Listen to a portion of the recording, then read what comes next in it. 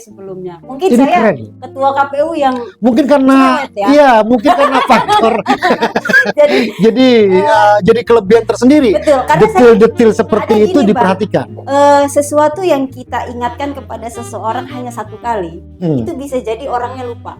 Karena terlalu banyak tugas. Ya, tapi kalau yang kita ingatkan sering dan berkali-kali, paling tidak itu daya ingat dia akan merekam di 50% otak dia. Saya pernah Oke. diingatkan. Paling resikonya dibilang cerewet lah ya. Iyalah ya, tapi ya nggak apa-apa lah ya, karena gue masih kemana-mana lah ya.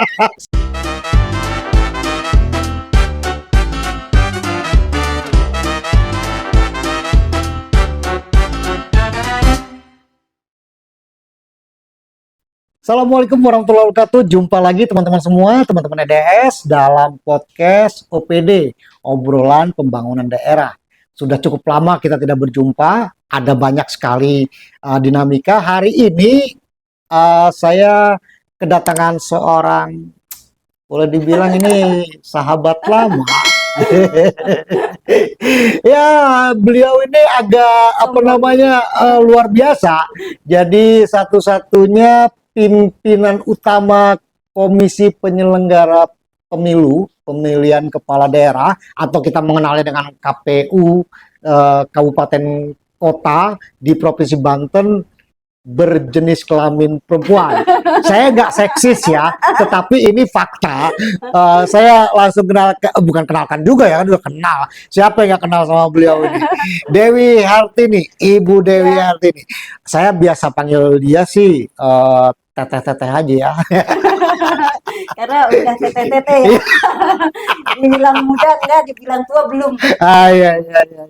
Beliau ini memimpin KPU Kabupaten Lebak yang dalam pemilu 2024 kemarin serta pemilihan kepala daerah 2024 kemarin itu berhasil menjalankan penyelenggaraan pemilu dengan baik dan ternyata tidak ada dinamika yang luar biasa. Luar biasa. Padahal tipis kan gitu ya. Ini nggak body shaming ya, tetapi secara fisik bukan tokoh yang luar biasa gitu kan, yang apa namanya kayak jawara gitu, jauh dari kata-kata tapi ternyata bisa menyelenggarakan dengan baik dan hasilnya diterima oleh stakeholders kepemiluan. Alhamdulillah, Bang. Itu keren banget loh sebetulnya. Ini jadi inspirasi juga ya buat semua teman-teman aktivis perempuan bahwa perempuan di Banten bisa kok menjadi leader dari satu penyelenggaraan. Semoga. Itu keren sekali. Saya mau buat pertanyaan ya sekarang ya, namanya podcast kan gitu kan. Sebenarnya nggak mau ditanya-tanya nih. Gimana pengalaman yang nyelenggarain pemilu di Lebak? Kan agak unik nih. Lebak ini kabupaten yang memang secara faktual punya kondisi geografis yang luar biasa. Betul. Dibandingkan Tangerang misalnya atau Serang, Kota Serang, Kabupaten Serang, Lebak ini ekstrim. Betul. Kondisi geografisnya, kemudian juga dinamika politiknya punya kecenderungan cukup lumayan, kan begitu kan? Tetapi semuanya bisa smooth. Gimana caranya ngolah-ngolah? Kalau aktivis sekarang bilang olah-olahnya gimana nih? Coba cerita dulu. Alhamdulillah ya semuanya. Assalamualaikum warahmatullahi wabarakatuh. Waalaikumsalam. Ini belum menyapa soalnya. Jadi bahasnya kalau di EDS apa? Sobat EDS. Teman-teman EDS saja. Teman-teman EDS.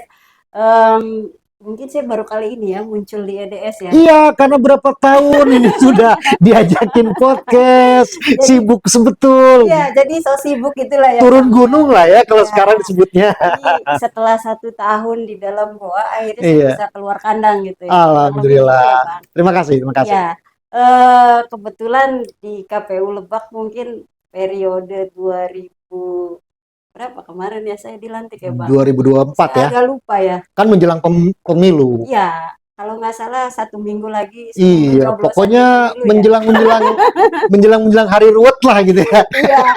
Iya, 2024 sampai 2029 lah ya masa jabatannya. Lebak ini kan terkenal dengan eksotis Bang. Iya. Eksotis sekali, seksi lah kalau. Alamnya gitu ya. kita ada 28 kecamatan terdiri dari 340 desa dan 5 kecamatan yang terbentang luas. Oke. Sampai dengan perbatasan Sukabumi, Mm-mm. Bogor, Tangerang, Mm-mm. bahkan juga berbatasan. Jadi wilayahnya mulai dari perkotaan, pegunungan sampai lautan. Ya, Pinggir laut maksudnya. kayak Ninja Hattori, Bang.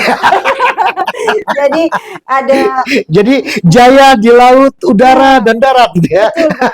Jadi kadang-kadang saya suka ngerasa seperti Avatar Aang, penguasa 4 elemen. Iya.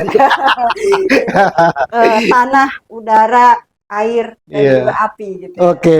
Tapi saya sih tidak sehebat itu Oke. sesungguhnya sih ya. Kita Oh. bisa menyelenggarakan pemilihan serentak 2024 di Kabupaten Lebak yang Kabupaten Lebak terkenal eksotis, Iya. seksi, unik, dinamika politiknya yang high ya. Oke. Bahkan memang Lebak ini pantauan KPU RI ini selalu ke Lebak karena masuk zona merah.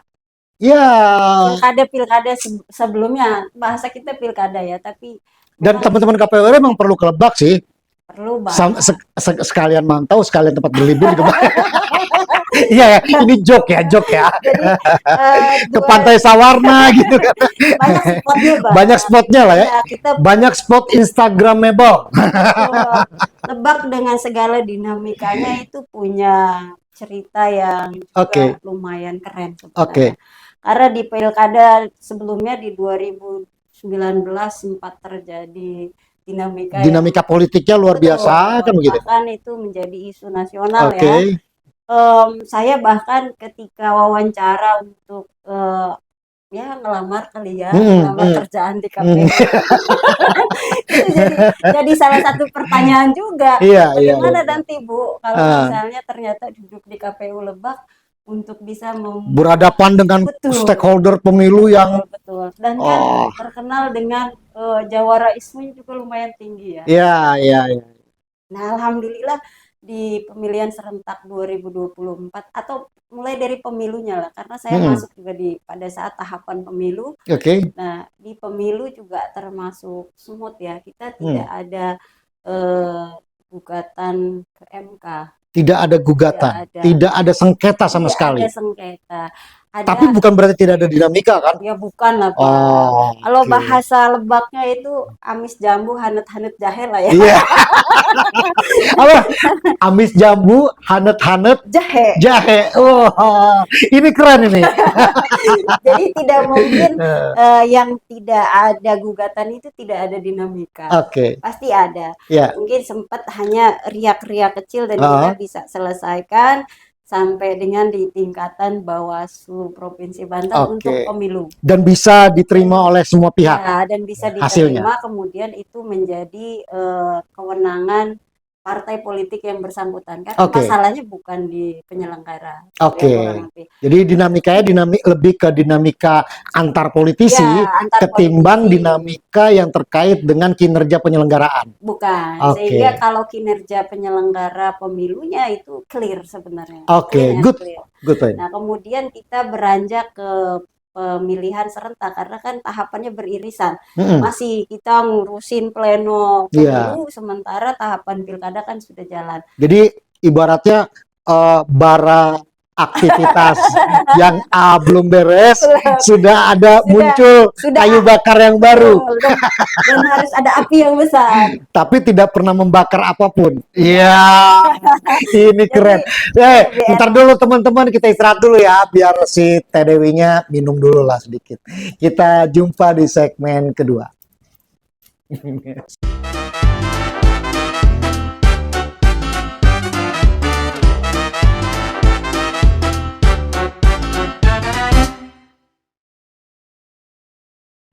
Jumpa lagi teman-teman semua, masih sama Teh Dewi dan KPU Kabupaten Lebak. Ini keren kan gitu ya. Kita tadi udah sama-sama simak bahwa penyelenggaraan pemilu 2024 termasuk pemilihan kepala daerah tahun 2024 berjalan dengan smooth, baik, hasilnya bisa diterima oleh semua pihak, tetapi yang belum terungkap tadi itu adalah gimana caranya. Saya nggak ngomongin politik ya, saya pengen mendapatkan cerita dari Teh Dewi. Kayaknya dikejar sama pertanyaan terus ya.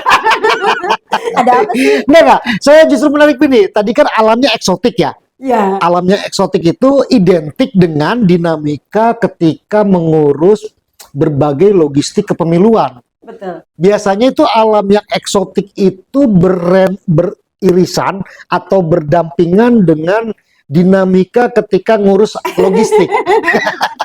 Coba cerita dulu, gimana sih? Tadi ada berapa kecamatan? 28 kecamatan. 28 kecamatan, Ya. 300 340 desa dan 5 kelurahan. 5 kelurahan, Ya. 340 desa. Itu semuanya nggak di kota kan? Enggak lah. Kita coba contohin aja Kecamatan Ah. Cibeber itu ada di ujung selatannya Kabupaten Lebak. Ujung selatan Kabupaten Ujung. Lebak. Oke. Sama Cilograng. Cilograng. Itu berbatasan dengan Pelabuhan Ratu. Oke. Jadi kalau dari Itu konturnya. ya aduhai lah Bang. Itu kalau misalnya, sorry gue bukan body shaming ya. Iya. Kalau modelnya perempuan itu dia kayak model pir gitu. Itu kan luar biasa. Dari gudang KPU untuk sampai ke Cibeber itu kurang lebih kita butuh 6 jam 6 jam perjalanan. perjalanan. Itu baru seleknya di gudang kecamatan. Gudang PPK. kecamatan. PPK ya. Dari KPU, dari gudang KPU kabupaten Ya, dibawa ke gudang kecamatan itu butuh waktu 6 jam. 6 jam. 6 jam. Ini baru kecamatan ya. Dari kecamatan ke desa. Dari kecamatan ke desa ada yang 2 jam, ada yang 1,5 jam, ada yang 3 jam. Jalan rata. Ya Bang? enggak lah ya. Enggak lah ya. Jadi hidup itu tidak ada kehidupan dengan skenario yang rata Iya. seperti di jalan pada saat kita nganter. Ini kita suka ini. Walaupun dia harus naik turun gunung tapi ketawa Iya. ya kan. Kan semuanya itu sebenarnya sudah kita Oke. kan diberikan sel di dalam otak yang jumlahnya puluhan ribu itu untuk Oke. berpikir mencari solusi. Oke, good point. Ya, sehingga kita sadar betul dengan kontur demografi, Oke. geografis di Kabupaten Lebak yang punya banyak tantangan. Mm-mm. Dan saya kalau misalnya rapat di KPU provinsi, kalau ditanya soal bagaimana pengiriman logistik di Lebak, Mm-mm. saya bilang oke, Aman. keren, aman, selesai, tepat waktu, tepat sasaran, tepat jumlah. Itu gimana cara bawanya? Dan memang pertama kali di Kabupaten Lebak, penyelenggara ini menggunakan moda transportasi yang tertutup. Maksudnya?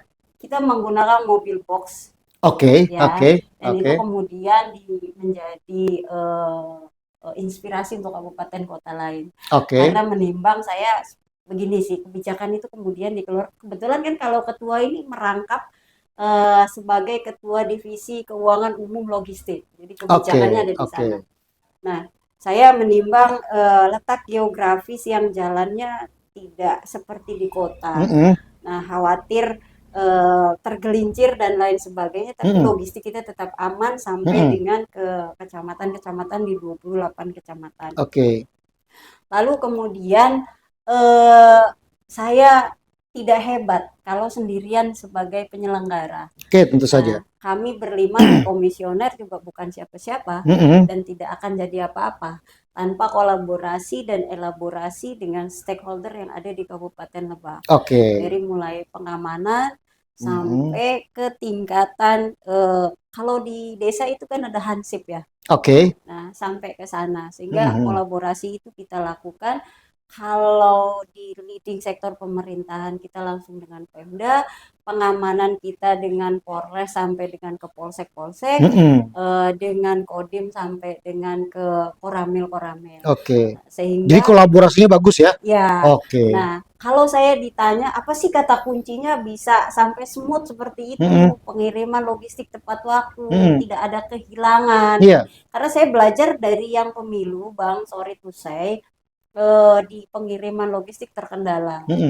Ada yang jatuh lah. Jadi karena mobil box itu ya? Iya. Karena mobil box itu jadi itu kan tertutup, Bang. Level kerusakan ya, hilang atau terjatuh dan lain sebagainya. Iya. Hasil mitigasi kita dari pengiriman logistik di pemilu itu kemudian kan ada manajemen resiko ya, Bang. Oke. Nah, hasilnya itu kemudian kita reduksi menjadi kebijakan. Tapi kan kalau mobil box itu kan cuma jalan yang bisa ditempuh oleh kendaraan roda Kalau 4 sampai dengan kecamatan semua bisa, Bang. sampai kecamatan. Sampai kecamatan. Oh, mobil itu Saya belum bicara ke TPS ya. kirain sampai di Nah, titik kalau ke TPS. TPS nih, Bang, kalau ke TPS, saya kan juga di Lebak itu punya apa namanya? Ada masyarakat adat Kesepuhan Oke. yang jauh sekali lokasinya. Oke. Bayangkanlah teman-teman EDS, bayangkan Cisungsang itu luar biasa, Bang. Ya. Lalu kemudian kita punya masyarakat adat Baduy Oke. yang Ah, kita pengiriman logistik tidak mungkin menggunakan moda transportasi kendaraan roda iya, iya, iya. 4 apalagi.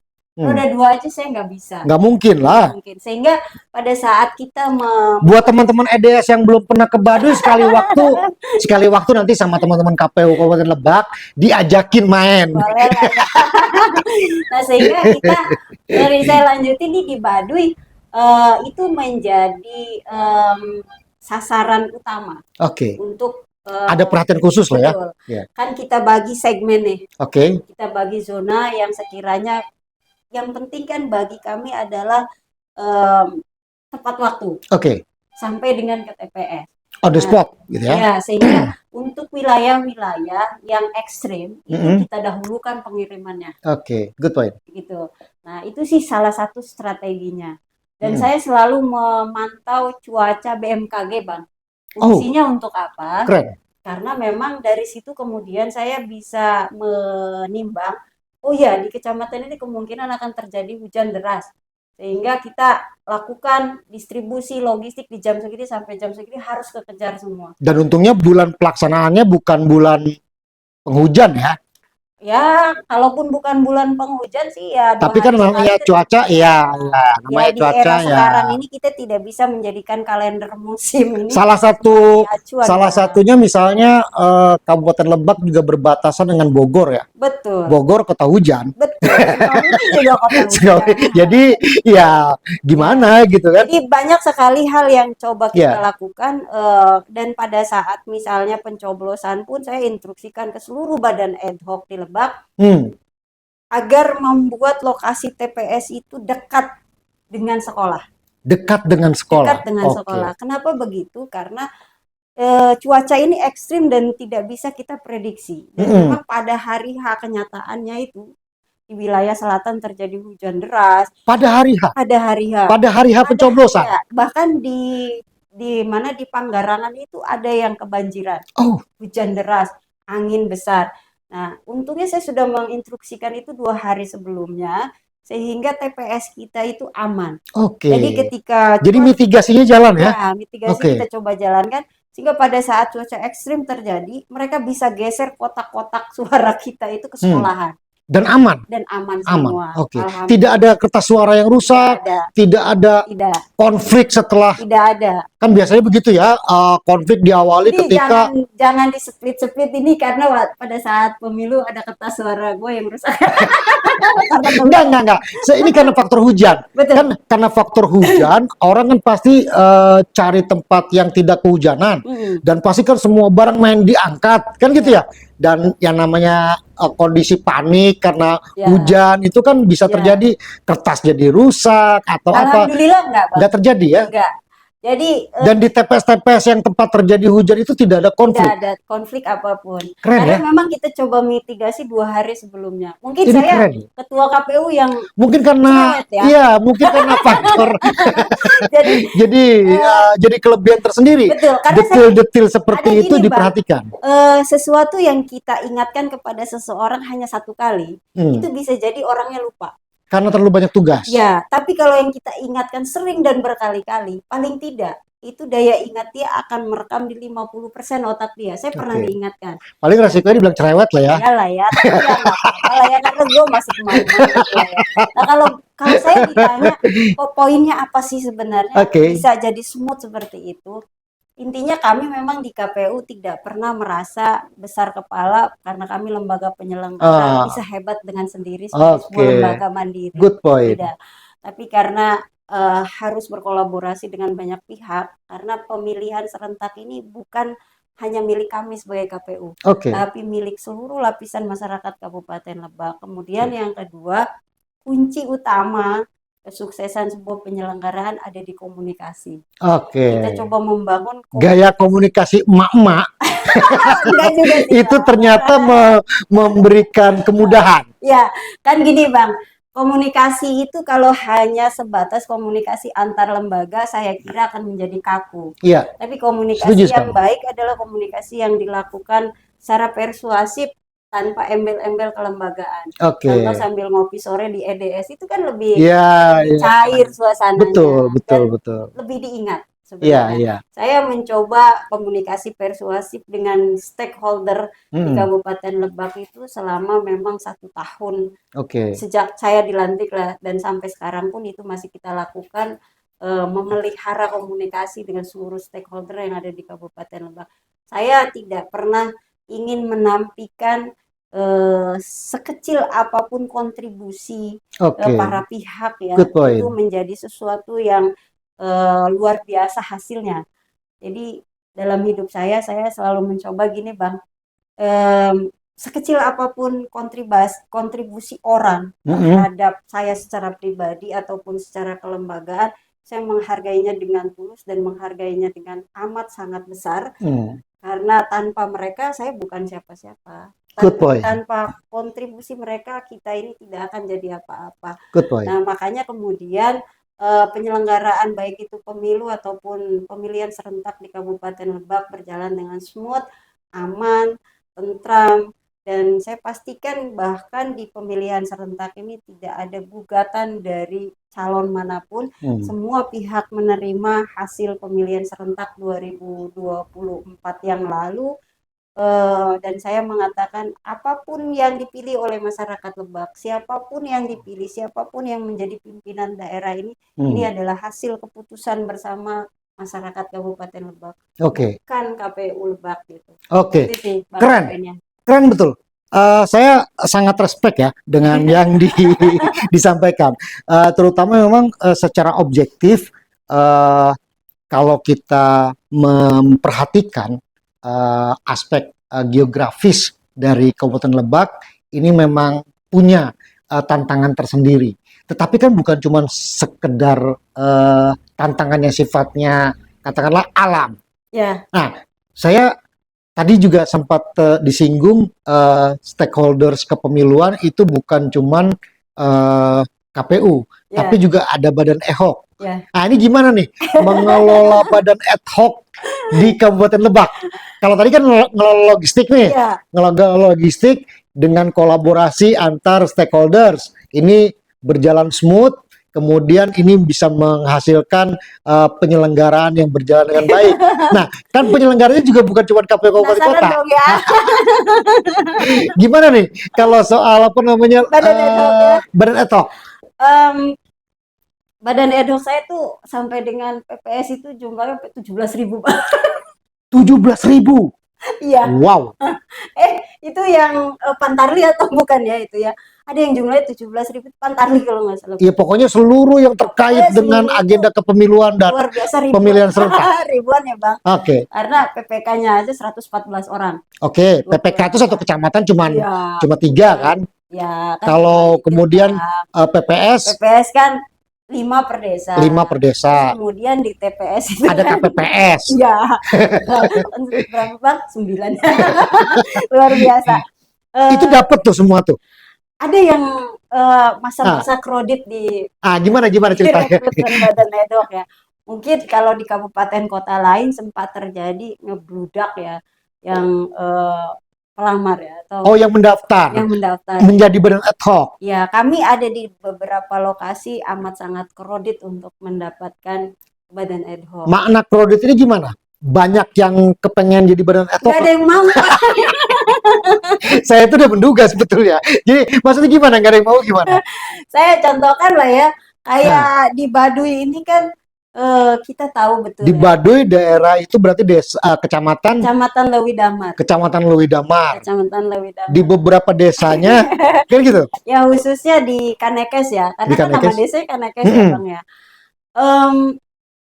Saya harus menerbitkan SK badan ad hoc itu kan selalu di 2359. Ya tinggal beberapa karena kan itu juga harus kita upload di sistem ya Bang ya, Mm-mm. badan ad hoc. Jadi sebelum closing di sistem itu untuk desa Kanekes itu nggak ada yang mau jadi PPS tuh. Nggak ada yang menjadi Iya PPS. betul. Jadi cuman ada satu orang, Oke. cuman ada Terus gimana caranya itu? cuman ada satu orang ya. Jadi gimana pendekatannya, Jadi gimana saya pendekatannya? kata Kadip SDM tuh kebetulan Hmm. ini kan menjadi leading sektornya ketua divisi SDM ya, Oke. Sosdiklit Farmas dan SDM. Jadi ketua ini masalahnya begini-begini. Saya bilang kita coba elaborasi lah dengan Oke. pemerintah daerah, Heeh. nanti untuk disonding ke pemerintah kecamatan, lalu nanti ke desa. Mm-mm. Saya coba buka komunikasi itu Mm-mm. khususnya dengan Pemda Lebak, karena ini bagaimanapun harus diselesaikan, Iya. gitu ya. Nah kemudian em, ya di last minute lah ya, di last minute komunikasi itu bisa berjalan dengan baik. Eh, Akhirnya kita mendapatkan badan ad hoc, tapi yang ngepas angkanya. Oke. Kan harusnya kan Jadi tidak perlu ada seleksi-seleksi badan ad hoc ya, gitu ya. seleksi tetap Boro-boro mau seleksi gitu kan. Yang daftar aja belum nggak ada. agak kreditnya di sana ya, Iya, iya, iya. karena nggak ada yang Jadi kalau di tempat KPU kabupaten kota yang lain ada proses seleksi yang sangat Iya. ketat untuk badan ad hoc. ya, Kalau Kan di harusnya Lebak dirayu-rayu gitu ya ya. kan harusnya kebutuhan plus satu Bang. Iya, iya, iya. Kalau ini saya boro-boro plus satu gitu, bisa jadi minus Yang ada yang daftar cuma satu gitu. Iya, makanya kan itu perlu penanganan khusus. Makanya Oke. saya bilang saya mengelola itu bagaimana, sekali lagi saya tegaskan, mengelola semua itu dengan komunikasi termasuk Oke. badan ad hoc Bang. Good point. Nah, karena komunikasi ini kita menjadi mudah sebenarnya.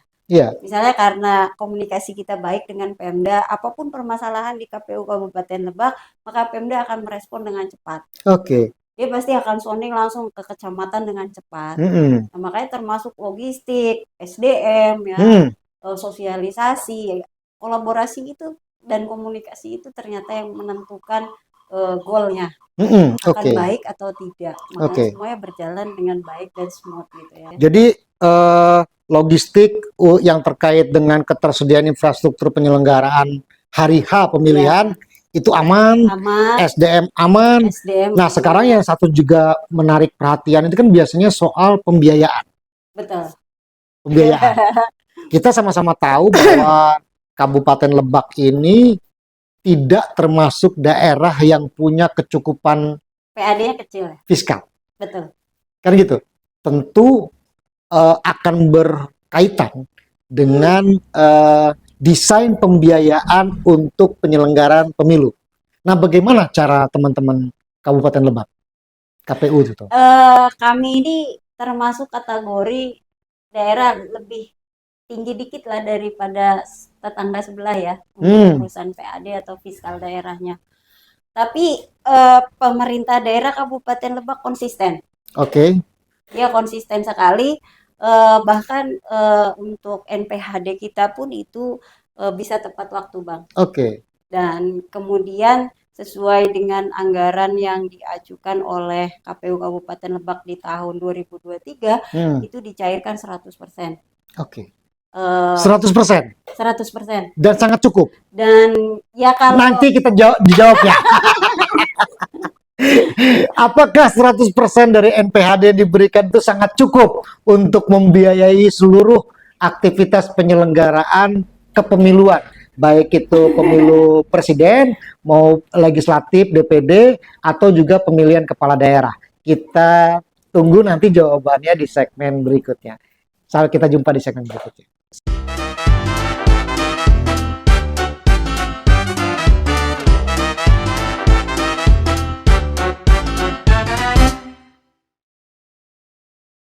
Jumpa lagi teman-teman EDS, kita masih dalam podcast obrolan Bongon Daerah. Saya masih bareng Teh Dewi.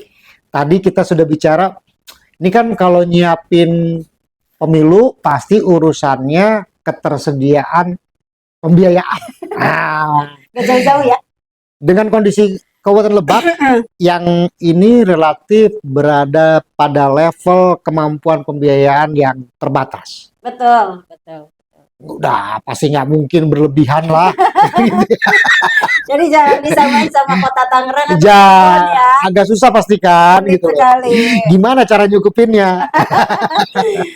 ada ilmu sakti karena saya perempuan, jadi saya pakai ilmu mama. Iya, iya, iya, iya. Ini bukan seksis ya, tapi kebetulan gitu kan. Kebetulan. Mungkin karena faktor perempuan, jadi gimana caranya? Em, Pasti kalau kesulitan ada Ah, untuk ngepas-ngepasin anggaran. oke. Basically yang merencanakan kan komisioner sebelumnya. Periode sebelumnya. Periode sebelum karena Oke, kan direncanakan di 2023 betul. untuk direalisasikan di Dan sudah 2024 running, dan sudah running. dilantik seminggu sebelum tanggal pencoblosan kan begitu ya. Jadi ya sudah, Ya tinggal sudah, menggunakan saja tinggal menggunakan apapun yang adanya ada. yang Oke. ada. Tapi saya makanya ada beberapa kali revisi Oke. anggaran ya. Kita menyesuaikan dengan regulasi yang ada, Mm-mm. yang terbarukan. Terus Oke. kemudian kita coba mix metode Mm-mm. eh, untuk supaya anggaran ini kebermanfaatannya punya value lebih tinggi. Oke, good point. Lalu kemudian tapi juga pilkada ini atau pemilihan serentak ini dikenal luas oleh masyarakat. Oke. Meskipun kebijakan itu agak mendapatkan respon ini ya, respon dibilang kurang baik sih enggak sebenarnya, tapi Mm-mm. karena mungkin belum pernah dilakukan dan Mm-mm. kemudian kebijakan itu kita lakukan sehingga responnya itu luar biasa. Mm-mm. Tapi bagi saya sih kayak misalnya di segmentasi sosialisasi kita coba menyesuaikan melinierkan antara program Mm-mm. program sosialisasi dengan ketersediaan anggaran. Oke. Sempat booming kali ya di Ya, Lebak ya, ya, ya, ya, ya. yang sosialisasi pilkadanya itu Yang di outdoor. luar biasa Iya, iya, iya. menghadirkan artis papan Iya. papan bukan billboard papan papan Tapi nasional sebetulnya ya. kalau saya secara pribadi itu respect ya. Artinya keberanian untuk berinovasi pada era yang sekarang sudah semakin terbuka, Iya, memang harusnya dilakukan gitu loh. ya. Tak hanya mungkin kan orang akan mengukurnya dari apakah cukup nih budget yang Tapi dimiliki. nyatanya cukup, Bang. Mm-mm. Kalau saya sih prinsipnya begini tentang penganggaran itu ya. Selagi kami tidak menggunakannya untuk keperluan pribadi, Oke, good point. individu, Good point. em, saya kira sah-sah saja, Bang. Oke. Dan itu kita memang menyesuaikan dengan nomenklatur yang ada, Hmm. baik itu PKPU, kemudian nota dinas, Juknis, Cuklak dari KPU RI. Ketika memang ada dasar hukumnya, Mm-mm. kemudian pembiayaannya real, Mm-mm. dan memang itu kita bisa hitung rasionya antara biaya yang kita keluarkan dengan kehadiran yang pada hari itu menyaksikan sosialisasi atau launching pilkada di Lebak itu Mm-mm. rasionya dapat, Mm-mm. saya kira everything it's okay, Bang. Oke, saya mau dapat satu insight dari Teh Dewi. Eh, dalam penyelenggaraan pemilihan serentak atau pemilihan kepala daerah ini kan tentu akan juga disupport Hmm. oleh pembiayaan yang datang dari APBD. Hmm. Tentu ini akan berkaitan juga nanti dalam perspektif yang lebih luas, Betul. dalam kacamata politik nih ya, terutama apalagi menjelang atmosfer pemilihan itu kan pasti apa ya? Atmosfernya luar biasa, Bang. Ya, Meningkat level kekhawatiran, level kecurigaan ya, gitu ya, betul, betul. terutama yang terkait dengan independensi. Gimana cara mengantisipasinya? Kalau kami sih mengantisipasinya dengan tetap berpijak terhadap integritas KPU sebagai lembaga penyelenggara. Oke, good point. Kita tidak ingin dikait-kaitkan dengan kepentingan politiknya, Oke. ya, sehingga apa yang kita lakukan, termasuk juga dengan penganggaran pembiayaan tahapan-tahapan pemilihan serentak baik 2024 ataupun nanti yang akan kita lakukan di ya berdasarkan putusan MK kan jadinya 2031, kita coba memiliki ranah sendiri, tidak dikaitkan dengan atmosfer politik manapun. Jadi sekalipun penyelenggaraan ya tetap berkaitan dengan iya, tapi kita coba punya ranah sendiri selaku penyelenggara dengan tetap mempertahankan integritas kita di penyelenggara. Oke. Gitu sih, Bang. Secara konkret, misalnya? Secara konkret karena memang kalaupun nanti pembiayaannya tetap dari NPHD, Mm-mm. dari APBD, ya kita bicara antara kami penyelenggara dengan pemerintahan daerah, Oke. bukan dengan kepala daerahnya yang diusung oleh partai politik, Oke. gitu. Oke. Jadi kan beda, Bang. Oke. Ranahnya beda, Harus. segmennya beda, Harus. gitu ya. Sesuai dengan amanah undang-undang kepemiluan, itu Mm-mm. merupakan kewajiban pemerintah daerah, Betul. bukan kepala daerah secara persen. Betul. Gitu. Betul. Betul. Itu Betul. sih langkah antisipasi yang kita coba ambil, Bang. Mm. Nah, kalau bicara cukup atau tidak cukup, dalam penganggaran itu kan orang yang cerdas itu yang bisa mengelola anggaran supaya cukup dengan anggaran yang ada. Ya, itu kan dari aspek penggunaan Betul. alokasi anggaran. Saya lebih ke soal sumber pembiayaannya. Kalau misalnya ini kan kita mencoba untuk mencari jalan supaya kewibawaan teman-teman kewibawaan KPU penyelenggara selaku pemilu itu tetap lebih tinggi gitu loh. Iya, betul. Apakah teman-teman KPU tidak mencoba untuk mendiskusikan secara lebih serius dengan KPU RI misalnya agar penyelenggaraan pemilu maupun pemilihan kepala daerah atau pemilu serentak itu semuanya bersumber dari APBN. Kita jadi serius kalau ngomongin anggaran ternyata. Jadi gini, Bang, kebetulan Bang, Karena kan ini agak sensitif gitu loh. kebetulan di minggu kemarin Oke. kita ada evaluasi untuk penyelenggaraan pemilihan serentak 2024 di KPU RI. Oke. Dan memang ini menjadi isu strategis di kami karena Kami itu maksudnya kami ini seluruh penyelenggara KPU Kabupaten Kota, KPU Kabupaten Kota se-Indonesia berarti. Oke. Nah, ini menjadi isu strategis kami di dalam hal pembiayaan untuk penyelenggaraan pemilihan serentak atau berarti relevan ya yang kita diskusikan ya, betul. Bahwa yang kita rasa bahwa untuk menjaga kewibawaan penyelenggara, betul. sumber pembiayaannya harus datang dari Ada APBN. beberapa variabel yang kemudian menyebabkan itu, Bang. Mungkin kalau Lebak kami tidak terkendala dengan kontribusi Pemda tentang NPHD. Oke. Karena diselesaikan tepat pada waktunya oleh pemerintah daerah. Komitmen pemerintah daerahnya tapi bagus. ada beberapa daerah misalnya seperti di Sumatera, di Kalimantan, di Babel ya. Sampai dengan tahapan diselenggarakan itu NPHD belum diselesaikan. Belum turun. Belum turun. Nah, ini jadi kendala sendiri. Ya, aspek pertama itu yang jadi pertimbangan. Kemudian aspek kedua yang kami jadikan pertimbangan ya yang kita bahas tadi, Bang. Karena atmosfer politik ini makin tinggi. Iya. Menjelang penyelenggaraan. Apalagi yang potensinya kepala daerah yang lama ikut dalam pemilihan selanjutnya. Incumbent lah begitu bahasanya. Itu memang jadi PR berat bagi kami sehingga hasil evaluasi kemarin, hasil diskusi FGD dan lain sebagainya dan juga masukan dari kawan-kawan NGO nasional, kita memang merekomendasikan agar pembiayaan untuk pemilihan serentak ini dikembalikan ke APBN untuk penyelenggaraan pemilihan serentak di tahun 2031 berdasarkan putusan MK. Itu untuk pemilihan ya? Ya, untuk pemilihan. Nah, ya pemilihan itu kan pilkada, Bang. Iya. Kalau untuk pemilu 2029 kan? Ya, dari APBN udah pasti.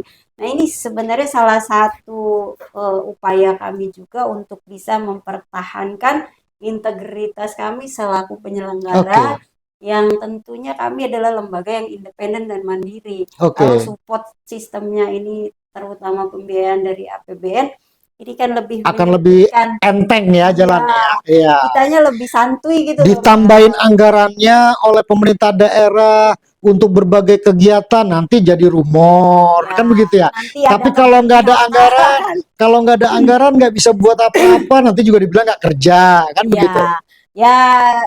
Buah si malakama sehingga makanya kami dievaluasi kemarin merekomendasikan kepada KPU RI agar supaya pembiayaan untuk pilkada serentak atau pemilihan serentak ini alokasinya dari APBN dan perlakuannya seperti pembiayaan untuk pemilu nasional yang juga dari APBN. Karena mau bagaimanapun sekalipun itu anggarannya dari daerah, Bang, ketika di NPHD-kan ke KPU itu kan perlakuannya menjadi APBN. Setuju.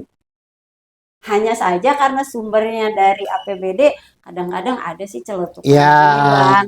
Misalnya itu kan duitnya dari daerah. Tapi betul. kadang-kadang KPU ngatur ngatur sendiri gitu. Iya. Padahal yang perlu dipahami prinsipnya adalah ketika APBD dihibahkan kepada KPU kabupaten kota, itu perlakuan kami ya, baik itu pelaporan penggunaan Mm-mm. itu menggunakan prinsip-prinsip penggunaan alokasi anggaran APBN. Iya, Itu yang artinya satu. karena memang posturnya KPU sebetulnya postur lembaga, katakanlah lembaga bantu yang Ya, secara struktural itu di bawah KPU RI ya. betul. Jadi mulai dari desain perencanaan, pelaksanaan sampai Mm-mm. dengan pertanggungjawabannya Pertanggungjawabannya tetap berpedoman pada PKPU paling tidak begitu betul, ya. betul. Makanya kami seperti pemeriksaan pun kan KPU tidak dari Inspektorat Daerah, Bang. Tapi Mm-mm. memang diberlakukan pemeriksaannya oleh Inspektorat KPU RI, Oke, punya sendiri. Nah, ini yang kadang-kadang belum dipahami oleh pemerintah daerah ya. oke. Tapi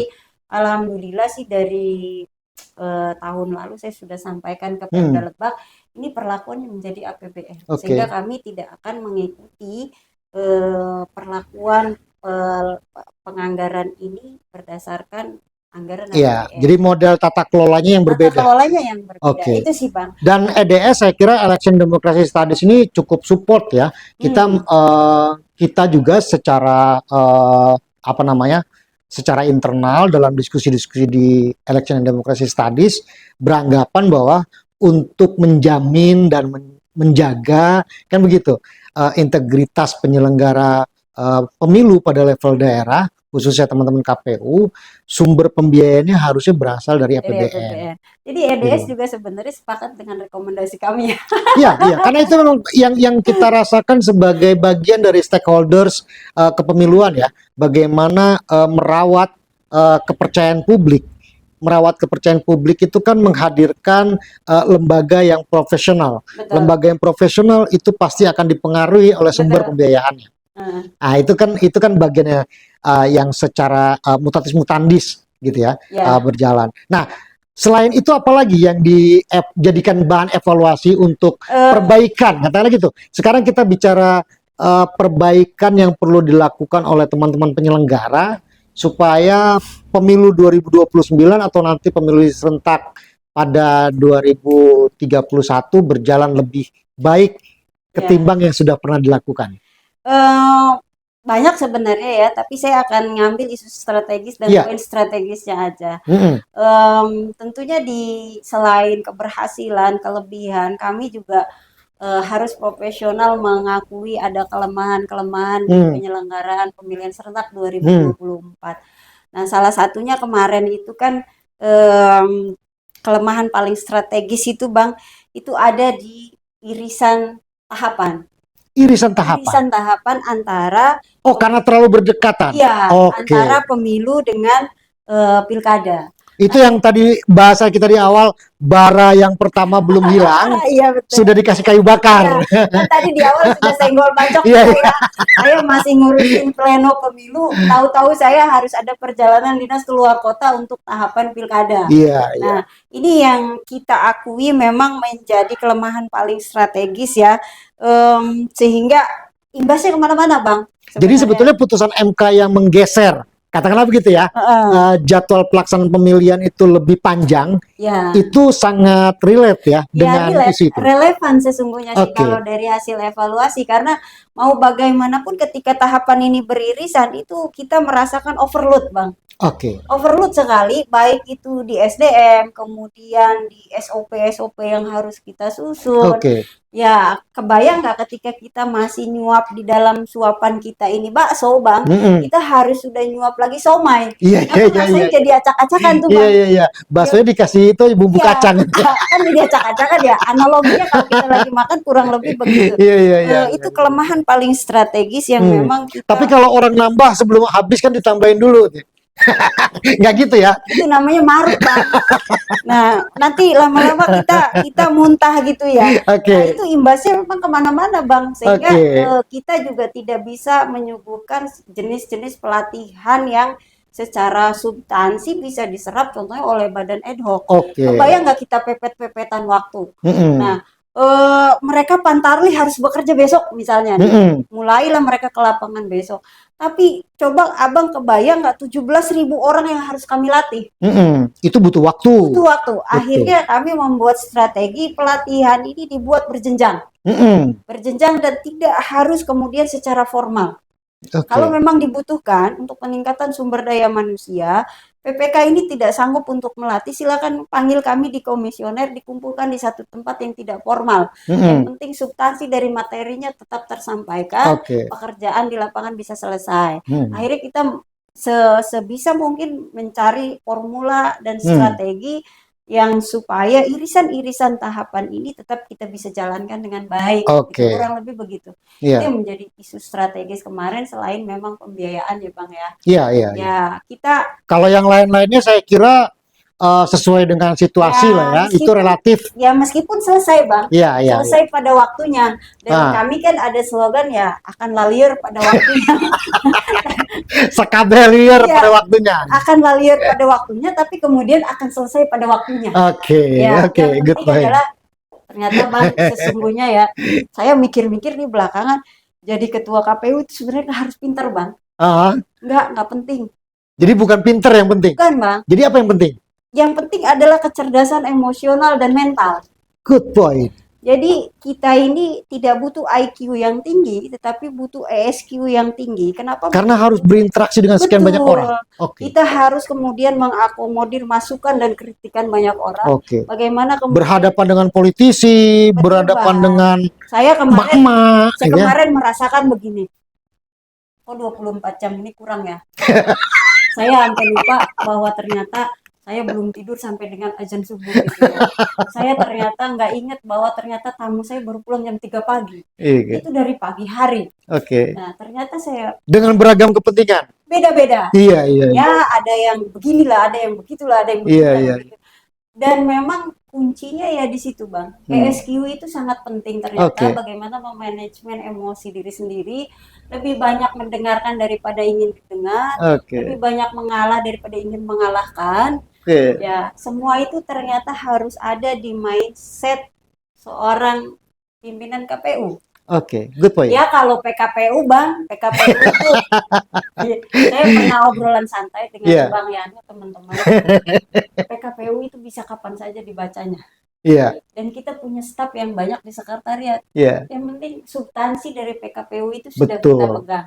Yang namanya norma teks itu bisa didelegasikan Betul. kepada beberapa orang untuk Betul. dibaca. Betul Bang. Suruh kita ingetin mereka. Iya, Tapi bagaimana melaksanakan makna teks iya. itu yang nggak mungkin bisa. Dan itu butuh talenta khusus. Butuh talent. Tidak semua orang Butuh kesabaran. melakukan itu ternyata ya.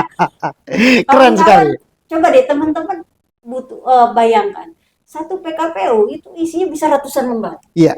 Mana ada kita ini punya waktu Penyelenggara pemilu yang bisa baca tekun Ya, dan- satu demi satu dan pasal-pasal. waktunya nggak ada Bang. Waktunya nggak ada. Kalau Didatengin kita TTK lagi, didatengin lagi TPS baca lagi. PKPU ini baru judulnya aja. Assalamualaikum ketua izin ada tamu. Iya. Nah, 2 jam waktu kita ngobrol. Iya, iya. Atau misalnya baru juga mau ada PKPU terbit baru kita mau baca ketua ternyata ada undangan ke Solo harus berangkat take off. Ini kayak Iya. waktunya. Oke. Sehingga akhirnya saya menyimpulkan tidak perlu pintar teman-teman ternyata.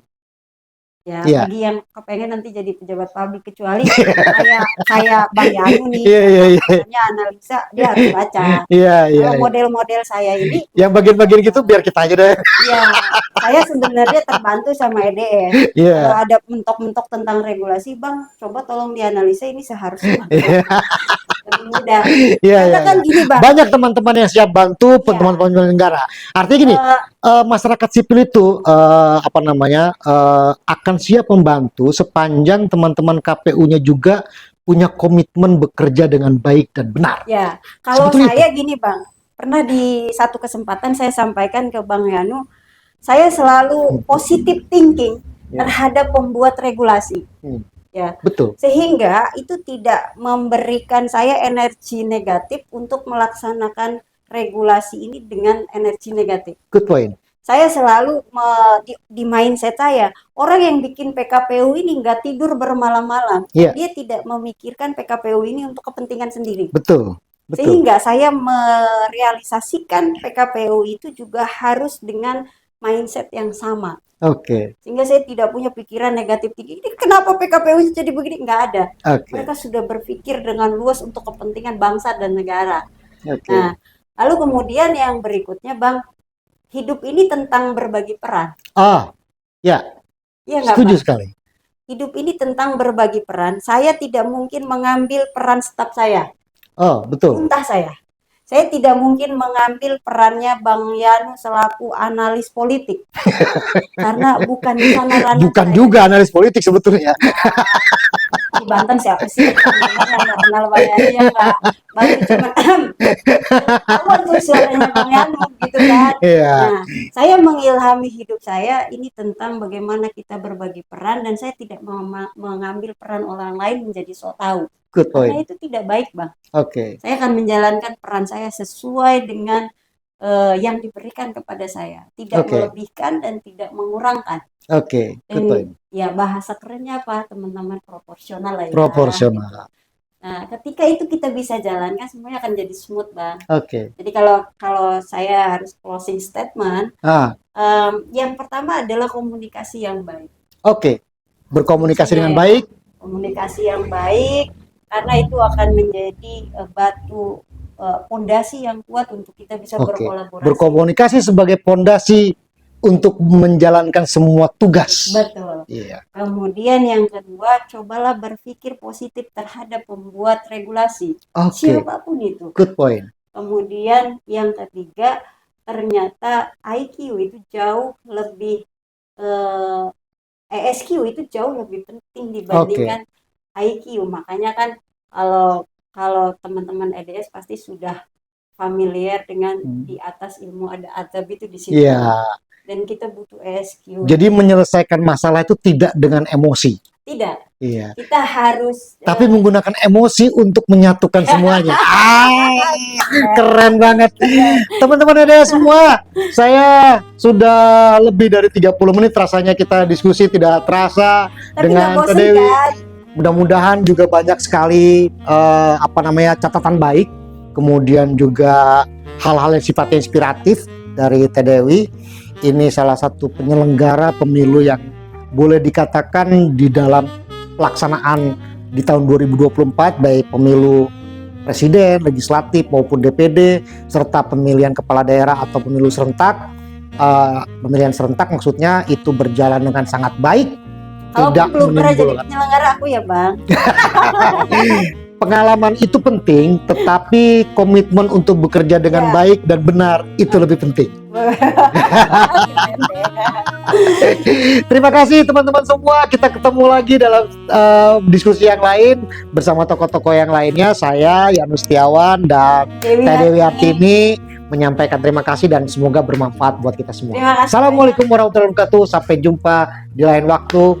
Tetap mengikuti program-program di channelnya Election and Democracy Studies, karena buat kita good election as good demokrasi. Sampai jumpa. Thank you, Wi. Ya, jadi setahun cuma nunggu gue ngomong.